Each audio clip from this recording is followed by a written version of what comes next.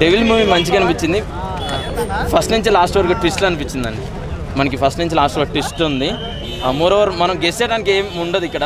అంటే మన నడిపించిన విధానం అయితే స్టోరీ లైన్ నడిపించిన స్క్రీన్ పై అయితే బాగుంది. బ్యాక్గ్రౌండ్ మ్యూజిక్ బాగా అందించారండి సినిమా.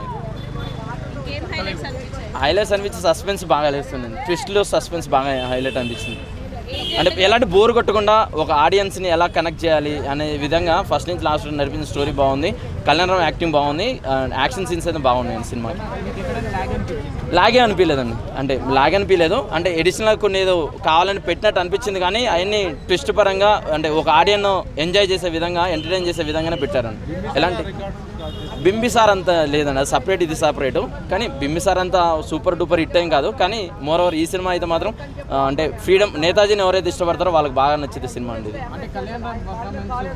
సూపర్ అండి. కళ్యాణ్ రామ్ చాలా యాక్ట్ చేశాడు, చాలా యంగ్ అనిపించాడు ఈ సినిమాలో. సెపరేట్ అంటే లుక్ పరంగా చాలా బాగా అనిపించింది. సంయుక్త మీనన్, మాళవిక నాయర్ ఇద్దరు బాగా యాక్ట్ చేశారండి. బ్యాక్గ్రౌండ్ మ్యూజిక్ అని screenplay and Samyuktha Menon first నుంచి లాస్ట్ వరకు ఉంటుంది. మాళవిక కొంతవరకే స్క్రీన్ షేర్ చేసుకుందాం. కామెడీ కానీ అంటే సాంగ్స్ కానీ పెద్ద స్కోప్ లేదన్న దీంట్లో. ఓన్లీ స్టోరీని, నేతాజీని ఒక మామూలుగా ఆయన ఎలా ప్రొడక్ట్ చేయాలో బ్రిటిషర్స్ నుంచే ఈ స్టోరీ నడిపించాడు. బ్యాక్గ్రౌండ్ మ్యూజిక్ బాగా కొట్టాడండి. స్టోరీ దగ్గర బ్యాక్గ్రౌండ్ మ్యూజిక్, యాక్షన్ సీన్ దగ్గర బ్యాక్గ్రౌండ్ మ్యూజిక్ చాలా బాగా అనిపించింది. ఫ్యామిలీ ఓరియంటెడ్ మూవీ, ఖచ్చితంగా చూడండి. ఎలాంటి మీకు బోర్ కొట్టదు, యూ విల్ ఎంజాయ్. డైరెక్షన్ బాగా తీసాడు. అభిషేక్ నామా బాగా తీసాడు. అట్లేం లేదండి, బాగా నడిపించాడు. ఏదో డైరెక్టర్ ఇంపాక్ట్ ఏం పర్లేదండి.